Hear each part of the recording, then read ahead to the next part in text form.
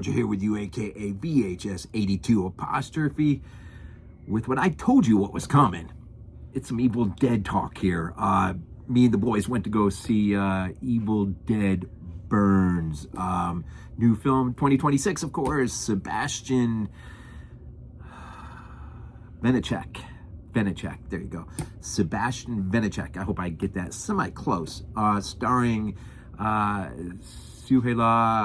Yacoub. I think that's how you say it. Swiss-French, I believe, born actress, who plays Alice here in this movie. Anyways, I want to get those names out of the way. Some tough names. But that leads into this. Get this out of the way real quick. First of all, I loved it. I absolutely loved Evil Dead Burn. And the only thing I may love more than the theatrical experience is perhaps what may be coming down the line as far as an extended director's cut, putting some film back in there for the physical media release. Now, I did notice as I was sort of browsing along, Studio Canal has the rights to the UK, France, and over there in Russia, I think. So I know Arrow put out a really beautiful release of Rise. The artwork, I'm not going to pull it out, but the artwork, I'm sure you've seen it on the disc, making it look like a piece of vinyl. It's pretty awesome. But I wouldn't mind having another Arrow release. I'm sure the immediate release will be Sony or something like that, right?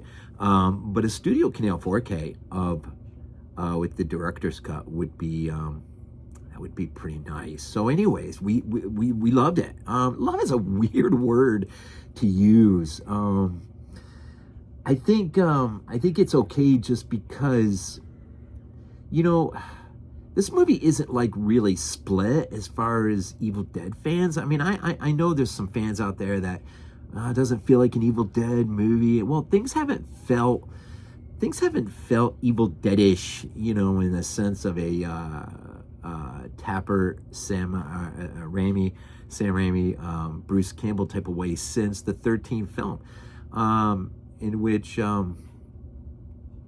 Fede Alvarez got the ball rolling, sort of a pivot point, I think. Not sure if it was intentional, accidental, but I think when they realized the pivot and when they were realizing, you know, Bruce Campbell's just not going to come back in any real serious, meaningful way. The last little bit of stuff that we got from him was Ash vs. the Evil Dead, the TV show, which I've never seen. Go figure. So that won't prefigure into my ranking of sorts. And that's why I put that up on the screen. The 13th film, you know, the extended cut, which I have on 4K, is for me personally is a huge step up from the theatrical viewing. I saw the theatrical viewing, and we're straying away from Burns here a little bit, but I saw the theatrical viewing of the 13th film. It was, I do believe it was a Saturday. I have the ticket stub, but it was like the Saturday or Sunday 3 o'clock showing. It was like literally where I live here in our county. It was literally the last cinema, the last show, the last showing of the last day. I mean, it was like if you don't see it now, you'll never see it theatrically, short of a surprise 45-year anniversary, whatever, kind of thing, right? And so me and my daughter went and saw it. Mixed bag. I mean, you know, there are elements of that film that I to this day, I just, it's hard for me to get completely around. But the extended cut went a long ways on helping that. Anyways, back to Burn. Sébastien. So anyways, that pivot point leads us into this new era, this new trilogy, which when you really, you know, pay attention to Burn, it does seem like from Rise forward, even including the 13th film, Lee Cronin's work on Rise and now Sebastian's work and now Gallipoli, boy, that was miserably done. The director who's bringing Wrath here within a year or so, I think. I think there is an intentional arc. I think Sam said something where they told Sebastian, you know, there's some certain key core elements, respect. Other than that, be you and have fun. And I think Sebastian was allowed to be, well, French. And he was allowed, by and large, we'll never know exactly how much of his vision got laid down into the celluloid of sorts there. We'll never know exactly what his vision from the storyboards on paper onto the film.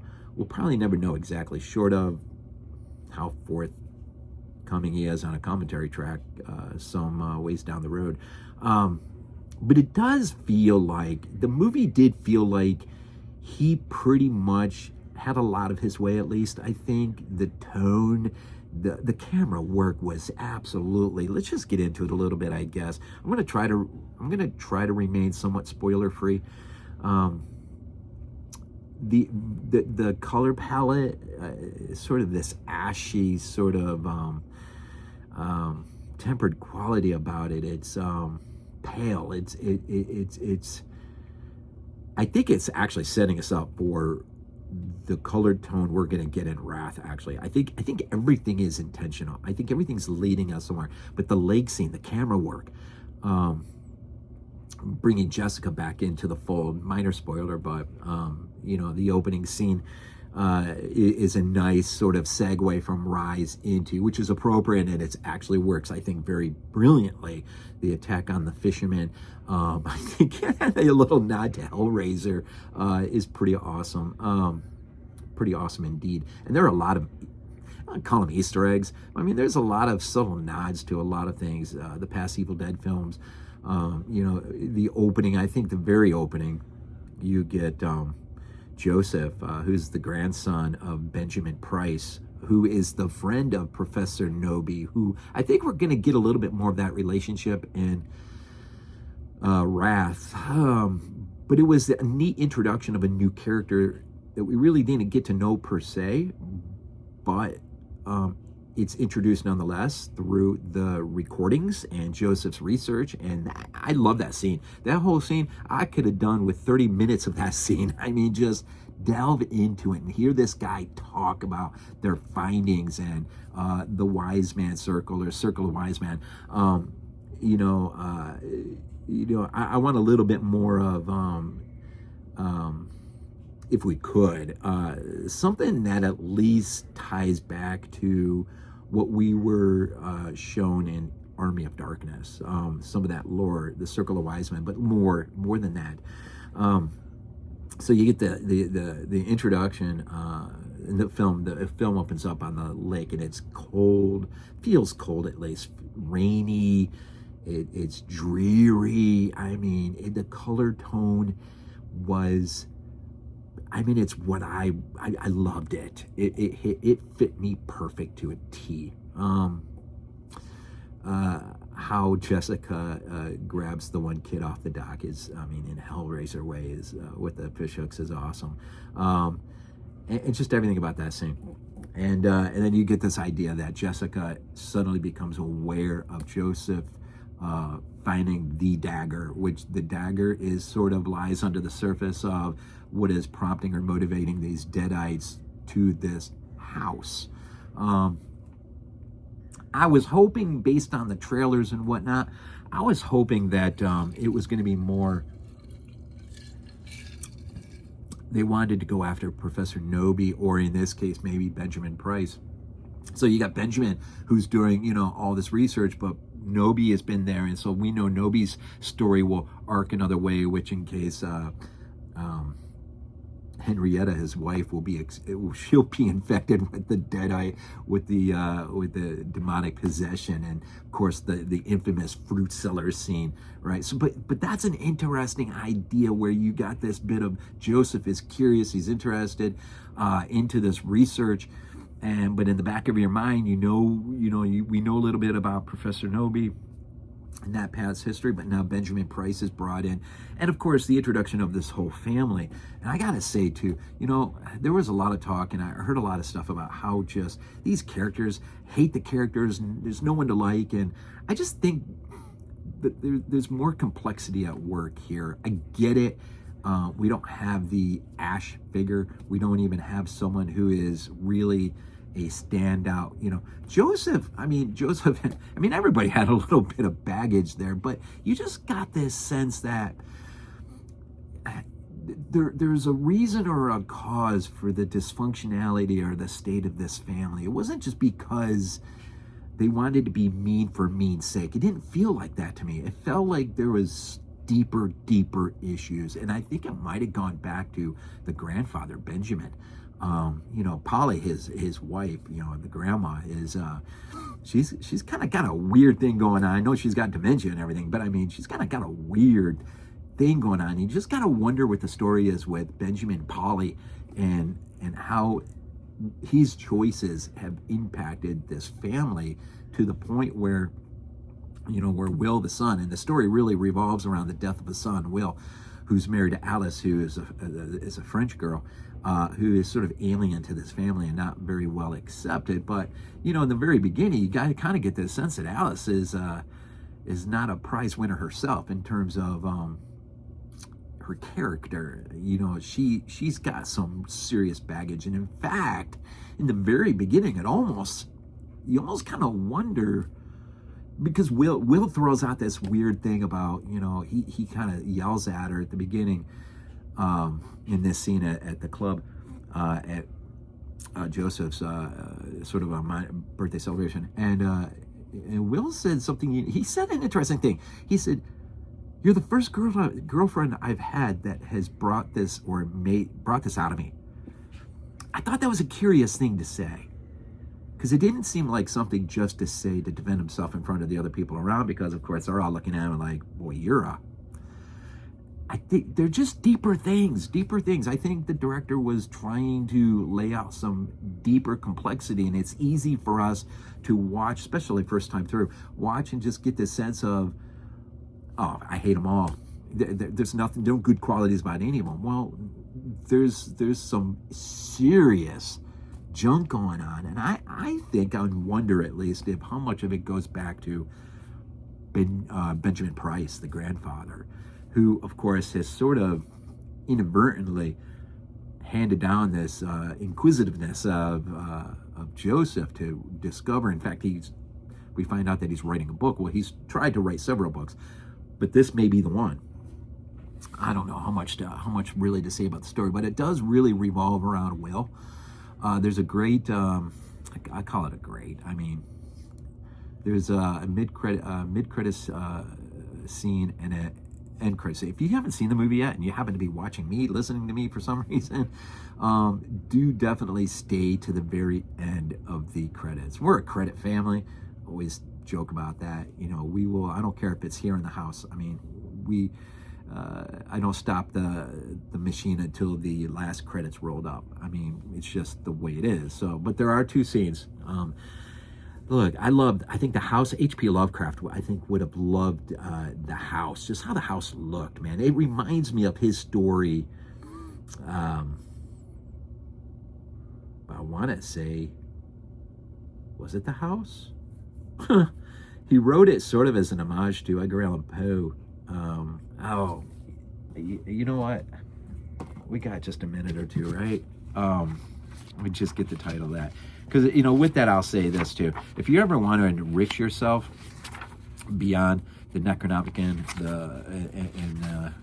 the films and whatnot, dig into some H.P. Lovecraft, man.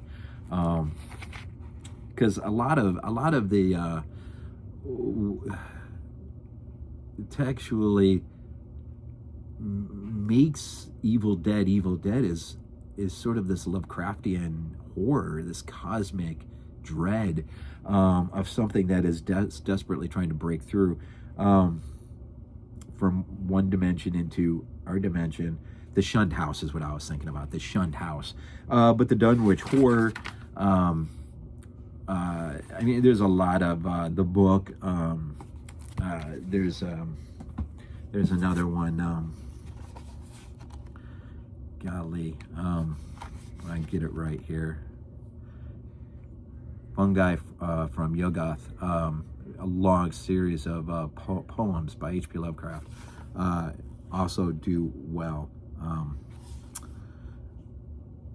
Yeah, the book. But yeah, it's Lovecraft is, man, a way to enrich yourself, to go deep, deep, deep. So, you know, the music, Double Danger, I loved just the music, the ambience, the color palette, the practicals. Oh my, the practicals. Let's get into this for a minute. I mean, the practicals were great. The violence was, this is a French director bringing some French extremity, I think, into the Evil Dead world, which I think really does work. It worked for me. In fact, I thought it was somewhat Fulcian in a way. I thought to myself, there were a scene or two. The ear scene. Oh my God, the ear scene. Does that take us back to the splinter moment in the eye? Fulci's zombie? The eye, oh, the ear, that bothered me. That might be the one scene in the entire movie that really super bothered me, was the ear. And it gets dragged on, and scenes get dragged on in a Fulcian sense. They get dragged on, and it's almost like the director, in a Fulcian way, is just like, no, you're going to watch. You are going to watch. I need you to watch. And so I appreciated that. I really, too many times a scene will begin to unveil itself, and then the camera pulls up away, and it just, look, if you're gonna go through all the hard work, lay it out there, let us see it, right? And I know some time got cut off one scene in particular for the MPAA to cut it down from a 17, I think, to an R. We'll get that. Director's already said we'll get that in a physical media release. So it really does take you back to Martyrs, French Extremity, Aja, High Tension,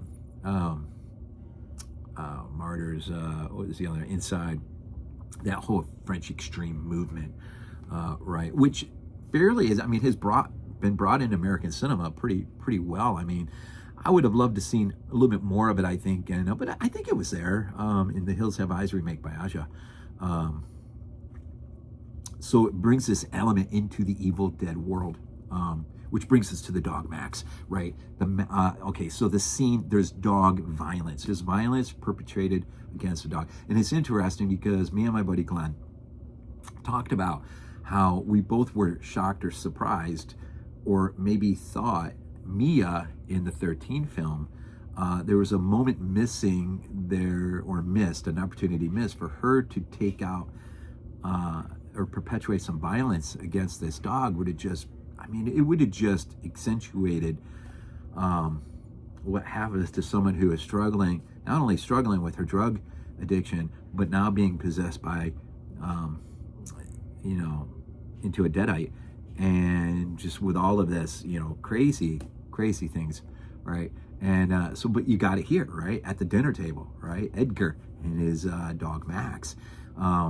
And he is very unstable. And but again, I think there are, and it's not to excuse it, but I think there are reasons driving, because at the same time they say crazy things, they say things that aren't crazy. Like the mom, Susan, I think her name is, you know, there are times she reacts to Alice like she is trying to reach out. She is trying to build a bridge of sorts, a relationship. Right? It's like it's there. That's what I mean. It just seems complicated.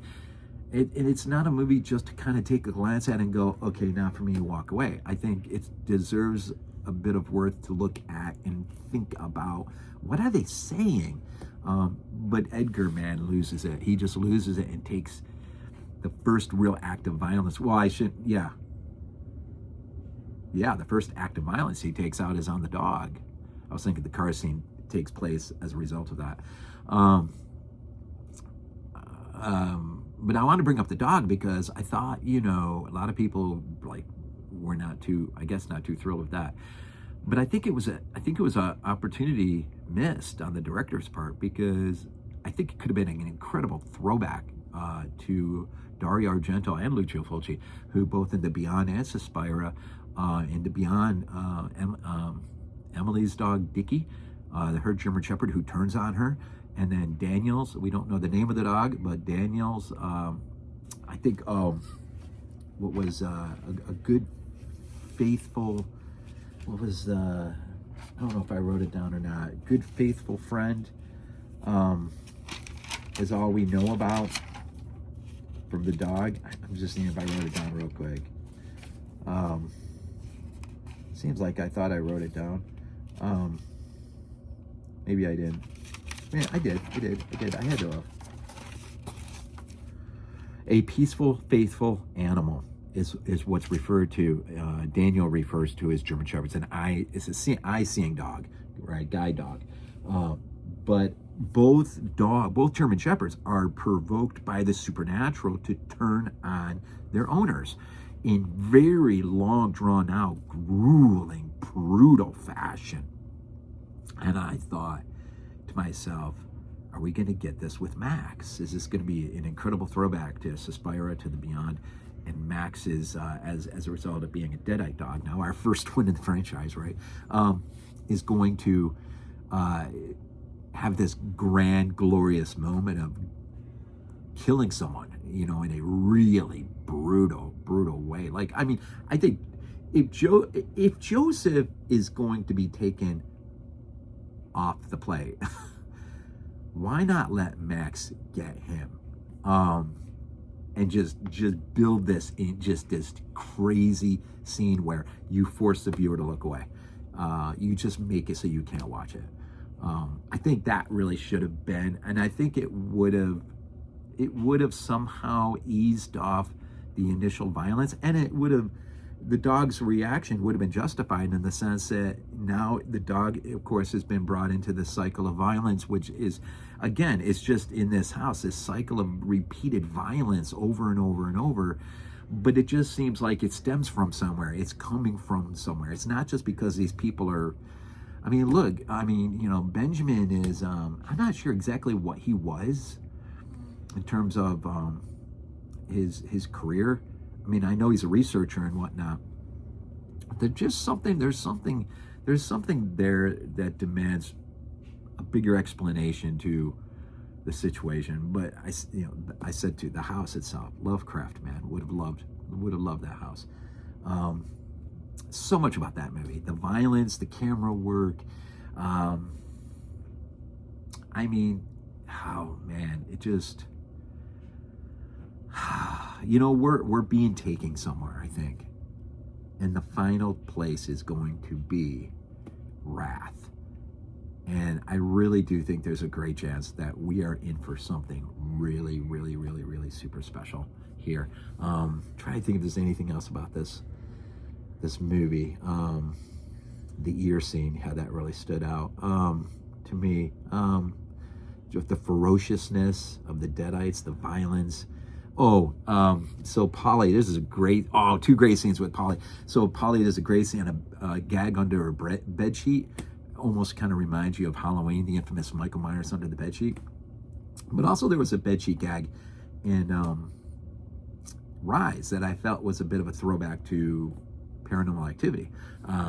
I love it when a bedsheet gag works well, because it kind of, if you're my age, I mean, you remember a lot of the cartoons as a kid, the flying ghost sheet, kind of gag stuff.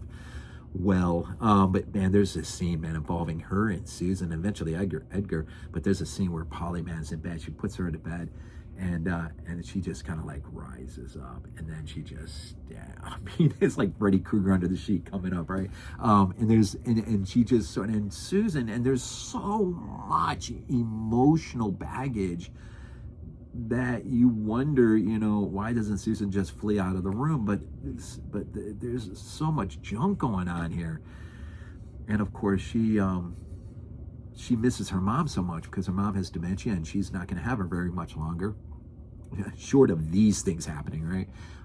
And so she finds comfort and solace in her arms, and that whole scene is nutty, man. And then you almost got to toss a throw back to Salem's Lot with Edgar outside the window almost. which is really cool, that whole scene. But you get Polly out, Polly earlier. So I think it's Thaya, who is the Deadite now, who is Joseph's girlfriend, who has been locked down into the basement, who punches her way through a little bit, and she kind of, you know, Jack Nicholson style, kind of brings her face in and begs Polly to let her out. Well, Polly, you know, there's a little in-joke going on about thievery. Someone stole her money, and so Polly is kind of like, "I'll let you out, only if you give back what you stole from me." And of course, initially Thea's like, you know, the Deadite Thea is like, oh, yeah, okay. You know, and so Polly goes and opens up the door and the rest. But it makes sense why Polly would open up the door. It's just the dementia at work. This isn't just a scene where you watch and go, "You stupid idiot, why are you opening up the door?" You can't blame Polly for opening up the door. I just love when scenes work like that, like Gallic in the assembly cut of Alien 3, when he allows the alien out of the containment, the toxic waste containment thing that they have it temporarily sealed in, and they're going to kill. But Gallic he's just driven by this creature in a really weird relational way, psychologically. And he goes in, and it's a great moment in the movie. I think it's one of the best moments in the assembly cut, which is restored from the theatrical. And it just works. I love it when scenes like that work out, where you have a moment where somebody releases the threat, but it's hard to blame them because of what's driving them. So anyways, I think I'm just going to get into ratings here real quick, or in terms of maybe a quick little, I think I pretty much said everything I want to say. I will say this real quick. There's, you know, a lot of people are making a big deal about the CGI moment. You went through almost 2 hours of practicals. And I'm sure there's some polishing with CGI here and there, but then you get this whole CGI effect at the end. I mean, I knew it was there. I knew it was coming. I was ready for it. It didn't hit me near as bad as I thought it would. But I don't know what the creative choice was there, what drove to do the scene like that. Maybe to give it a much more supernatural, Evil Dead-ish type of throwback. I don't know, whatever it was. You know, I take that and I toss it off into the same little corner I tossed the car battery from the 2013 film, which I still don't get to this day. There's a few things I don't get in that movie. So I mean, the CGI scene alone is not worth keeping you out of the sun. This movie demands that it be seen. We're 28 in? And if you're still with me, this movie demands to be seen on the big screen. Maybe Extreme Atmosphere. I don't know if it's been put on IMAX at all, but I mean, whatever you can do to amp up. Saw some great trailers too. Ice Cream Man looks absolutely bonkers. I don't know where that, just thought about that. Some good trailers. It was worth, I'm telling you, and I know I've heard some people say it doesn't feel like an Evil Dead movie, it's not my movie, it's not, you know, there were a lot of moments in that movie I'm like, this was made for me. And that goes to the idea that, you know, film is subjective. I mean, something somebody told me a long time ago that has always stayed with me. Film is subjective, and we all see things. Look, I was born in 70, love Lucio Fulci, love Italian cinema, and a bit of the French extremity movement in some of those films. So I mean, what I suddenly begin to perceive and see on the screen and how it jars me or hits me is not going to be the same as it hits anyone else. I mean,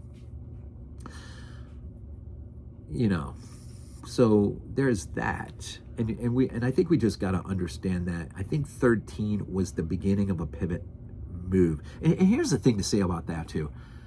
You got Rami, Tapper, Bruce very closely acting as, you know, good caring parents over what they birthed back in 81, which led into 2 and Army of Darkness.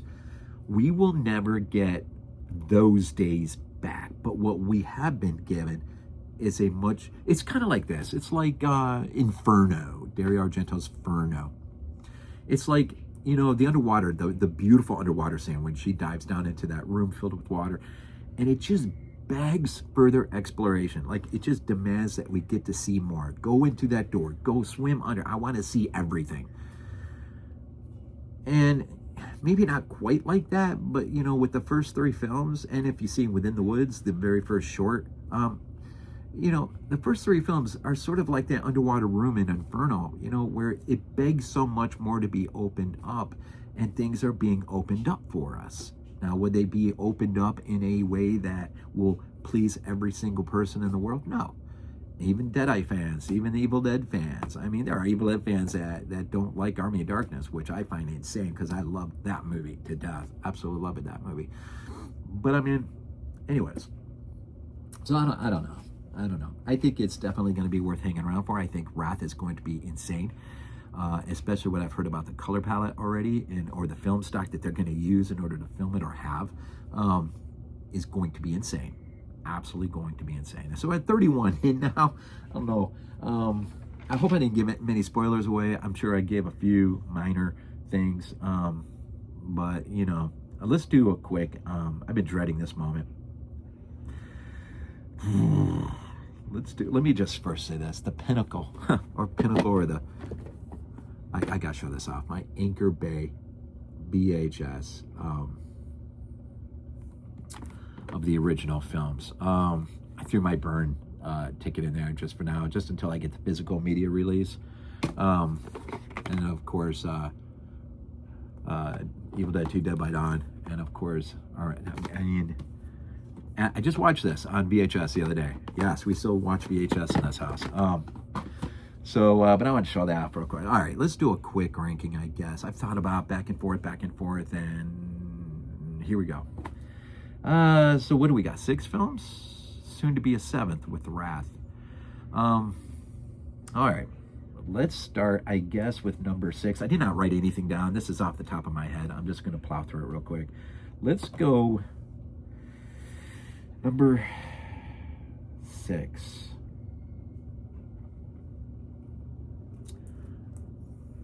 Yay! See, I should have wrote it down. No, let's do this. I'm gonna treat 13 as 2 separate films.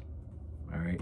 So if we treat it as 2 separate films, as a 7th outside looking in, the theatrical cut of 13. The theatrical cut of 13 sort of stays outside looking in. I was not that impressed with this cut of the film at all. A lot's changed since the extended cut. I want to say 6 should be, let's go with Evil Dead Rise. Evil Dead Rise, number 6. Let's go number 5. The extended cut of 13 film, Fede Alvarez's film. Remember, Lee Cronin directed this, and this is a great release because you get his short film, Ghost Train, I think it is, on here. This is a great 4K release of this. So 6, 5. I'm just going to go ahead and put, at the moment, number 4.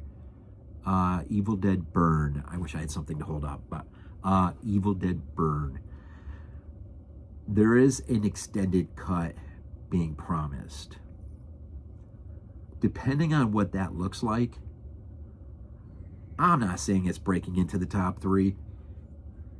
But man, I don't know, man. Me personally, I have a sneaking suspicion I am going to be struggling with whether or not to take one of the original 3 out.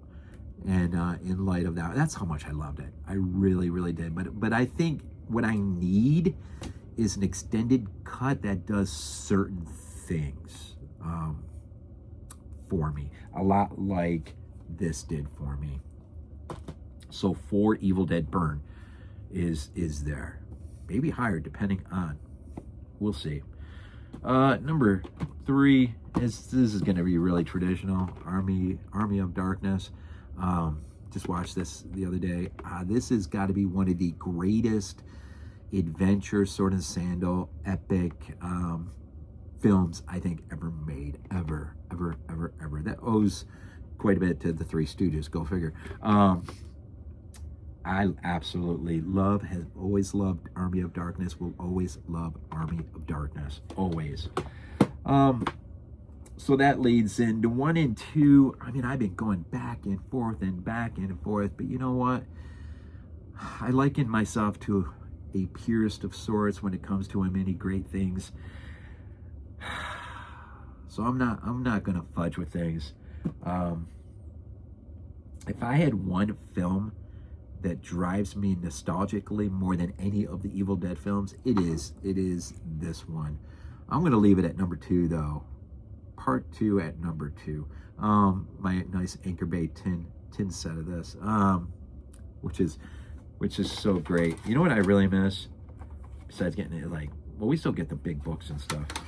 I miss the grand artwork. See if you can see that better. Well, there you go. Look at that beautiful artwork on that DVD disc. Number 2, Part 2, Dead by Dawn. I think it's one of the greatest genre movies of its type ever made. But that being said, and I think I already threw in, if I didn't throw out, the honorable mention to this franchise is In the Woods. If you've never seen In the Woods, I highly recommend. It's on YouTube. There's a 4K restoration, and it's still messy, really messy. But it really does need to get cleaned up and put as an extra feature on a physical media release of sorts. It does. Maybe by the time Wrath, that would be a nice little extra. But number 1, the original 1981 Evil Dead. 45 years we have been enjoying this franchise. And look, I go back, pretty sure I saw Part 2 before I saw the original OG. I would see it in the video store in VHS. But something about this artwork drove me to pick it up. And when I did, I'm telling you, it was one of the most bonkers time I've ever had watching a movie as a kid. I probably laughed so hard, I'm surprised I didn't end up in a hospital. I think I literally fell off the couch laughing, clutching my stomach so hard, because I'd never seen anything like it. That was just, seeing Evil Dead 2 the very first time ever, even on VHS tape on a 25-inch console TV, was epic. I would love to see that thing on IMAX, restored 4K, whatever. That would be pretty cool. So, so that it's pretty standard, I guess, in a way. Evil Dead number 1. And I know I'm kind of going back on what I said to Jason the other day, but nostalgically speaking, and I don't think nostalgia alone should drive a ranking or a franchise ranking. But I'm telling you, man, this movie is one of the greatest things ever. And that's the thing about the Evil Dead franchise. It is maybe one of the most solid franchises out there. And we really ought to have a lot to be thankful about that. So, number 1, Evil Dead. Number 2, 3, Army. 4, we said we'd go with Evil Dead Burn.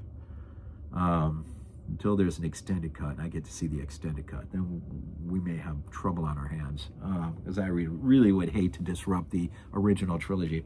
And I've been trying to think, which one do you kick out? If you're going to bring one in, what do you kick out? Somebody told me the other day, it unfortunately would be Army of Darkness. I'm telling you, for me, maybe, no, this is blasphemy, but it might be. I don't know. I don't know. That's how much I love Army of Darkness, man. Number 5, I think we said, was the extended cut of the 13 Fede Alvarez's film. You know, Romulus wasn't that bad.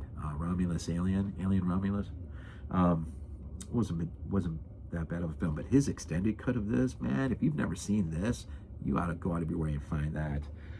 There's still, even in the extended cut, there's some scenes in there I do not like and don't get.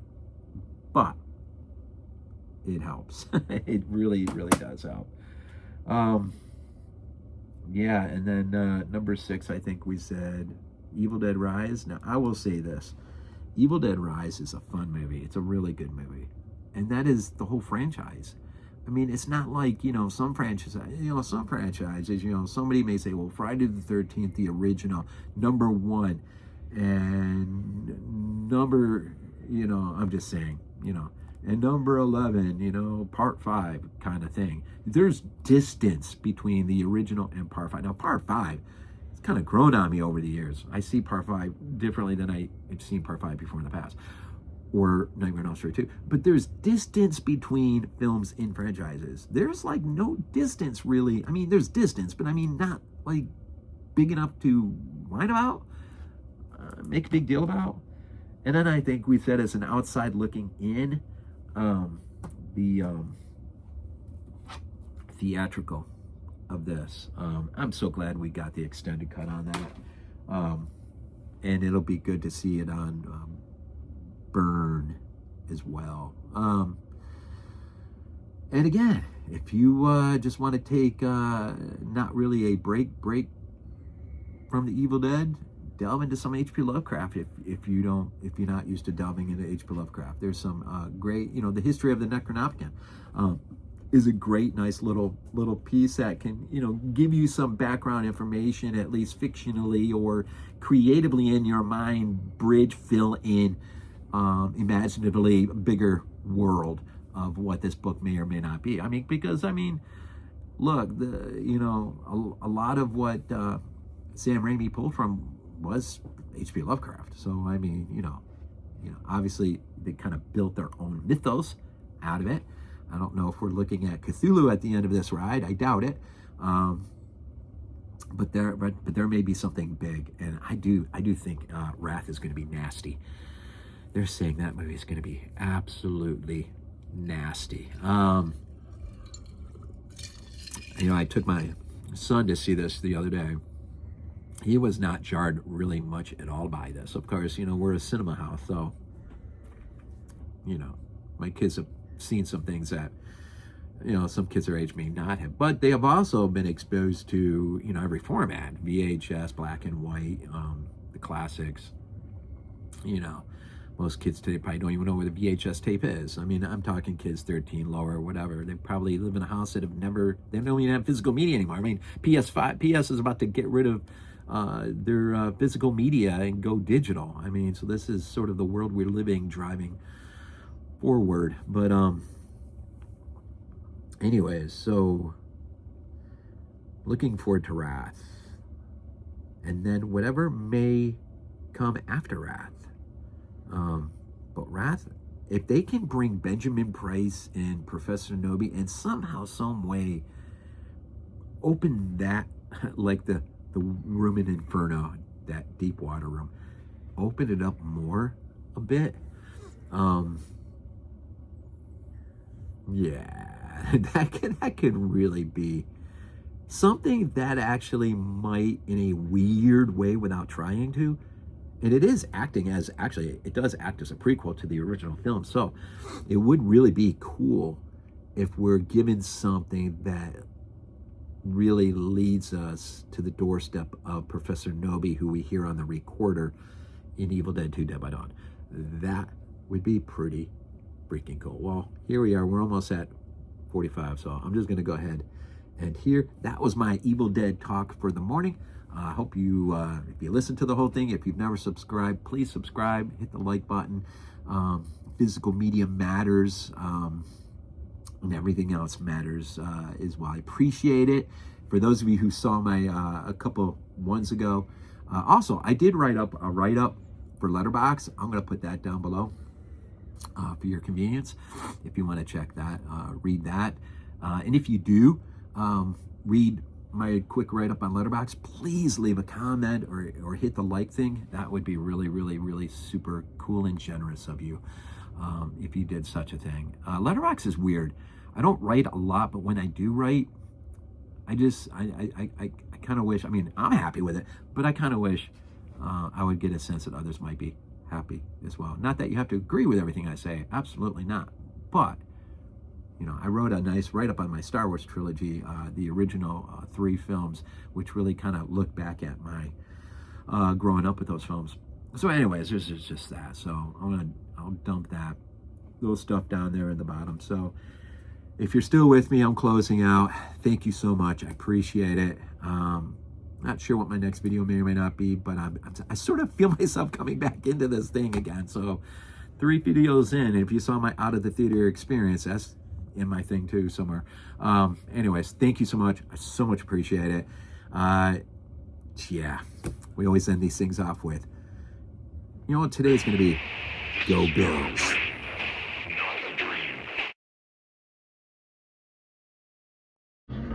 We might be useful to you.